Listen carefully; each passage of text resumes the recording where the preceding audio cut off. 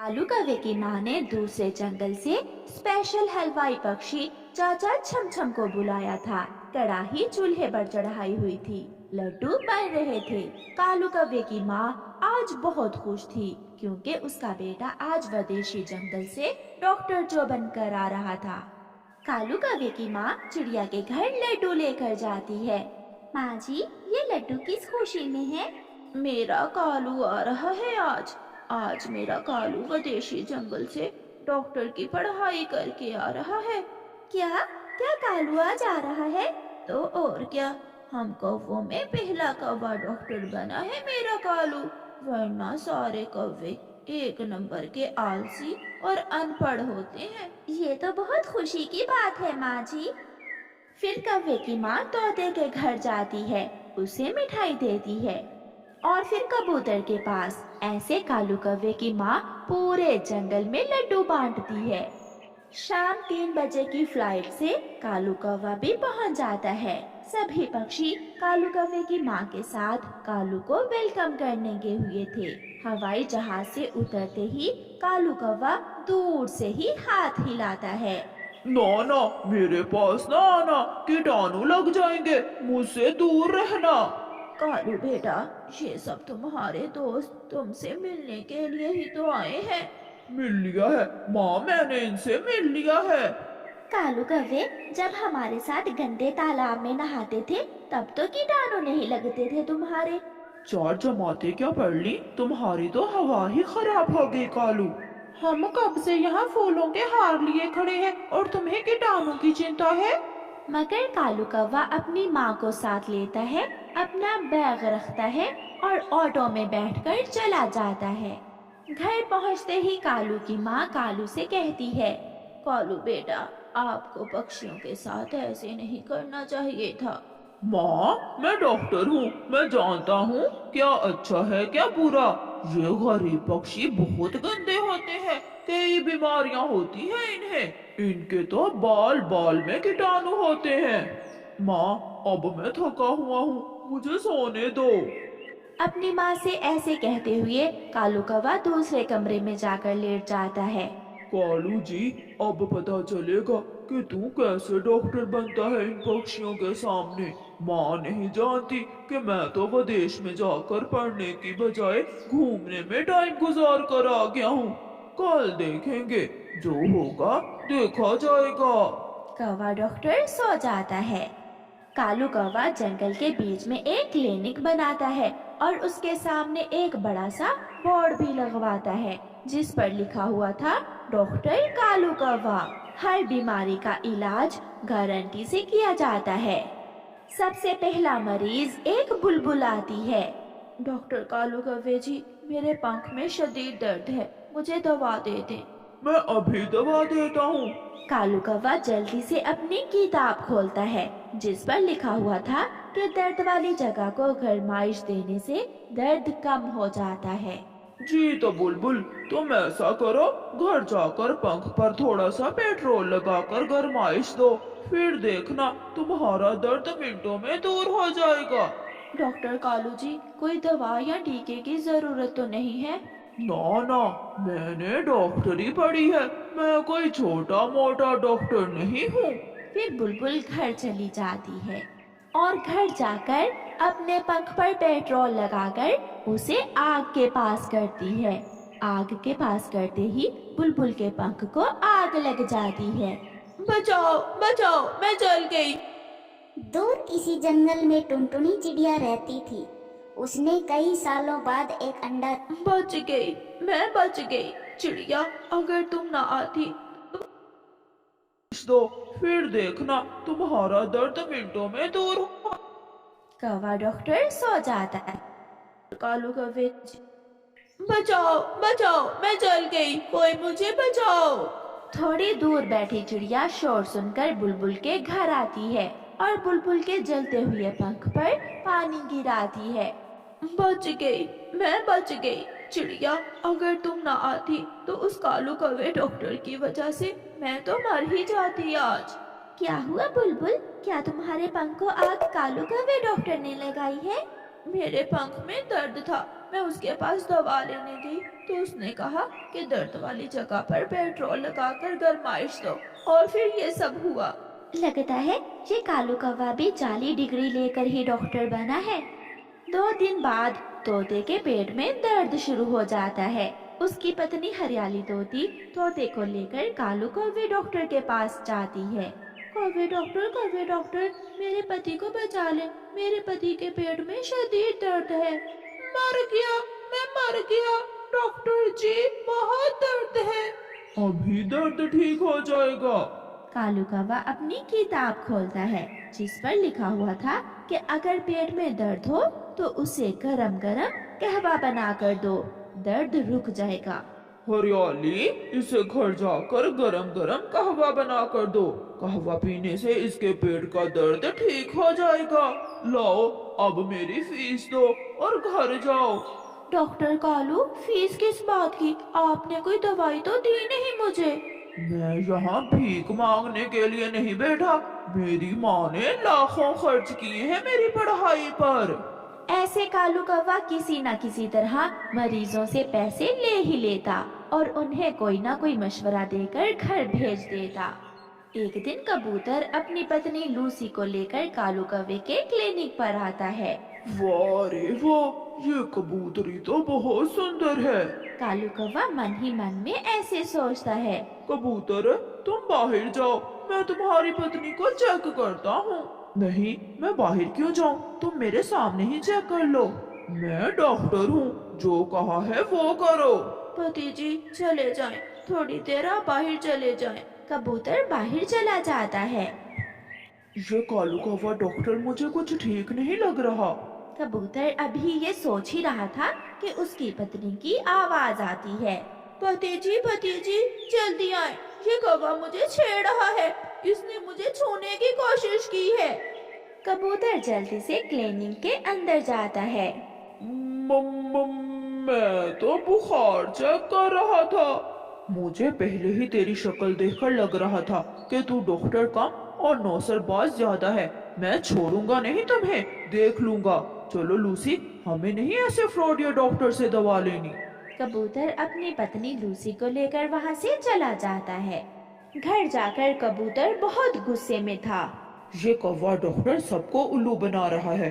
मैंने बुलबुल की बात का विश्वास नहीं किया। मैना ने भी कहा कि मुझे ये डॉक्टर लगता ही नहीं है। मैं इसे सबके सामने नंगा करूंगा। दूसरे दिन कबूतर जंगल में हेल्थ ऑफिसर के पास जाता है। सर, हमारे जंगल में डॉक्टर कालू कौवे की डिग्री चेक करें। वो सबको जाली डॉक्टर बनकर लूट रहा है। मुझे पूरा विश्वास है उसकी डिग्री जाली है। आप चिंता न करें, अगर उस जाली डॉक्टर की डिग्री जाली हुई तो उसे सजा जरूर मिले। फिर कबूतर हेल्थ ऑफिसर को साथ लेकर कालू कौवे के क्लिनिक पर जाता है। कहाँ है तेरी डिग्री, कहाँ है, दिखाओ मुझे। क्या हुआ जी? हेल्थ ऑफिसर के साथ पुलिस देखकर कालू कौवा डर जाता है। मैंने कहा जल्दी अपनी डिग्री दिखाओ। कालू कौवा डरता डरता अपनी डिग्री दिखाता है जो जाली थी। तो ये है तुम्हारी डिग्री। पुलिस, पकड़ो इस दुष्ट कौवे को और ले जाओ पुलिस स्टेशन। ये जालिम मासूम पक्षियों की जिंदगियों से खेल रहा है। मुझे छोड़ दो, मुझे छोड़ दो, माँ कसम, मैं फिर कभी डॉक्टरी नहीं करूँगा। प्लीज मुझे छोड़ दो। अब तो पुलिस स्टेशन जाकर ही बात होगी। फिर पुलिस कालू कौवे को पुलिस वैन में डालकर ले जाती है और उसे जेल में बंद कर देती है। चिड़िया बेटी, मुझे क्या खबर थी कि मेरा कालू मुझसे भी झूठ बोलेगा। मैं तो समझ रही थी कि मेरा कालू सच का डॉक्टर बन गया है। माँ जी, आप चिंता न करें, आप तो पुलिस उसे डॉक्टर बनाकर ही छोड़ेगी। उधर जेल में पुलिस कौवे की खूब पिटाई करती है। प्यारे दोस्तों, इस कहानी को लाइक, अपने दोस्तों के साथ शेयर और चैनल को सब्सक्राइब करना बिल्कुल मत भूलना। आपका धन्यवाद। दूर किसी जंगल में गोरी कौवी नाम की एक झगड़ालू कौवी रहती थी। उसकी किसी से भी नहीं बनती थी। गोरी कौवी हर किसी से भी बात करते करते झगड़ा करने लगती थी। एक दिन गोरी कौवी अपने घर के बाहर बैठी हुई थी कि पड़ोसी चिड़िया उससे कहती है, अरे गोरी कौवी, क्या बात है, तेरी सेहत तो ठीक है? तुम कब से यहाँ बैठी हुई हो? सारे पक्षी दाना लेने गए हैं, जाओ तुम भी दाना ले आओ। छोटी चिड़िया, मैं अपने घर के बाहर बैठी हुई हूँ, तुम्हें इससे क्या मतलब? मैं दाना लाऊं या ना लाऊं? तुम कौन होती हो मुझे ऐसा कहने वाली? अगर तुम्हें मेरी इतनी ही चिंता हो रही है तो जाकर ला दे मुझे दाना। हरियाली तोती गुजरती हुई गोरी की बातें सुनकर वहाँ आ जाती है। चिड़िया, छोड़ो इसे, ये कभी तो हर किसी से लड़ाई के मूड में ही रहती है। जब देखो इसके चेहरे पर 12 बजे रहते हैं। तू चल मेरे साथ, हम दाना लेने जाती हैं। जंगल में गोरी का पति कालू कौवा चिड़िया और हरियाली तोती को मिलता है। कौवे भैया, तुम्हारी पत्नी गोरी कौवी सुबह से घर के बाहर बैठी समय जाया कर रही थी। मैंने उसे समझाना चाहा तो उल्टा उसने मुझसे ही लड़ाई शुरू कर दी। कल गोरी ने मेरे घोंसले से दाना भी चुरा कर खाया था। कालू भैया, आप उसे समझा देना, मेरा मिट्ठू बहुत गुस्से वाला है। अगर फिर वो हमारे घोंसले की तरफ आई तो बात बढ़ जाएगी। क्या करूं चिड़िया और हरियाली तोती, मैं भी अपनी पत्नी गोरी कौवी की इन हरकतों की वजह से बहुत तंग हूँ, मगर वो है कि समझने का नाम ही नहीं ले रही। शाम को जब कालू कौवा घर जाता है तो दानों की थैली एक तरफ रखते हुए अपनी पत्नी गोरी कौवी से कहता है, गोरी, तुम पड़ोसियों से झगड़ा क्यों करती हो? लगा दी होगी उसे सुंदर चिड़िया ने मेरी शिकायत तुमसे। अपने पीले पंख दिखा दिखा कर जब वो तुमसे बातें करती है तो बुरी लगती है वो मुझे। और हरियाली के घोंसले से दाना क्यों चुराया था? फिर दोबारा वहाँ न जाना, अगर पकड़ी गई तो पूरा मोहल्ला पकड़ कर मारेगा तुझे। मैं किसी से नहीं डरती, जिसने जो करना है वो करे। ऐसे गोरी कौवी कोई भी बात होती वो किसी की भी बात न मानती। जब दूसरे दिन कालू कौवा दाना लेने जाता है तो गोरी चिड़िया के घर चली जाती है। बदमाश चिड़िया, तेरा क्या काम था मेरे पति से हंस हंस कर मेरी शिकायतें लगाने का? मैं जो भी करूं, आज के बाद अगर तूने मेरी बात में टांग फंसाई तो जान से मार दूंगी, तुझे भी और तेरे इस छोटे से बच्चे को भी। चिड़िया गोरी कौवी से बहुत डर जाती है। नहीं नहीं गोरी बहन, जो हुआ बस मुझे उस पर माफ कर दो। मैं फिर कभी कालू कौवे से बात भी नहीं करूंगी। आप जो भी करो मुझे क्या। याद रखना, भूल न जाना, वरना तू मेरे गुस्से को तो जानती ही है। फिर गोरी कौवी हरियाली तोती की तरफ जाती है। तोता और तोती दाना लेने गए हुए थे। मेरी शिकायत लगाई है हरियाली की बच्ची ने, उसका तो मैं घोंसला ही तोड़ दूंगी। ऐसा सोचकर गोरी कौवी हरियाली तोती का घोंसला तोड़ने लगती है। कबूतर उसे ऐसा करते हुए देख लेता है। वो भागकर तोते और तोती को बता देता है। जल्दी जाओ तोते और तोती, जल्दी, गोरी कौवी तुम्हारा घोंसला तोड़ रही है, जल्दी जाओ। तोता और तोती समय जाया किए बिना जल्दी से वहाँ से भागते हैं। उस बुरी कौवी ने हमारा घोंसला ही तोड़ दिया मिट्ठू जी, हमें बेघर कर दिया उसने। वो बहुत बुरी कौवी है। नहीं छोड़ूंगा, मैं उसे नहीं छोड़ूंगा। गुस्से में तोता डंडा उठाकर कौवों के घर की तरफ जाता है। निकलो बाहर, गोरी कौवी, मैं छोड़ूंगा नहीं तुम्हें। आज तेरी इतनी हिम्मत, तूने मेरा घोंसला तोड़ा। अब जाकर बात कर मिट्ठू से। शर्म करो कालू, मम्मा पक्षी थोड़ा मर्दों से बातें करती है। तुम जाओ और जाकर चोंच तोड़ दो उस मिट्ठू के बच्चे की। बुरे काम तुम करो और लड़ाई मैं करूं, मुझसे नहीं होगा अब ये सब। कालू कौवा बाहर जाता है। यार मिट्ठू, मैं पाँव पकड़ता हूँ तुम्हारे, तुम जाओ, मैं उसे समझाऊंगा। अब क्या फायदा उसे समझाने का, उसने मेरा घर तोड़ दिया है, मैं भी उसका घर तोड़ कर ही जाऊंगा। लड़ाई की आवाज सुनकर पड़ोसी चिड़िया भी वहाँ आ जाती है। मिट्ठू भैया, कालू का घर तोड़ देने से तुम्हारा घोंसला थोड़ी बन जाएगा। मैं मदद करूंगा तुम्हारी। मैं कल तुम्हें नया घोंसला बनाने के लिए सूखे तिनके और घास ला दूंगा, तुम चिंता ना करो मिट्ठू। मिट्ठू तोता चिड़िया की बात मान लेता है और वहाँ से चला जाता है। कालू कौवा घर चला जाता है। डरपोक कहीं का, डरपोक कालू कौवे, अगर मुझे पहले पता होता तुम इतने कमजोर कौवे हो तो मैं कभी तुमसे शादी ना करती। चुप कर जाओ गौरी। मैं क्यों चुप कर जाऊं? इससे तो अच्छा था मैं बुरे कौवे से शादी कर लेती, मेरी जगह लड़ तो लेता वो। बुरे का नाम सुनकर कालू कौवे को बहुत गुस्सा आ जाता है। निकलो निकलो मेरे घर से, अभी के अभी निकलो। कालू कौवा एक डंडा उठाकर गोरी के पंख पर मारता है। मैं चुप हूँ और तुम होके बढ़ती ही चली जा रही हो। जाओ और अब जाकर बुरे कौवे के घर में ही रहो।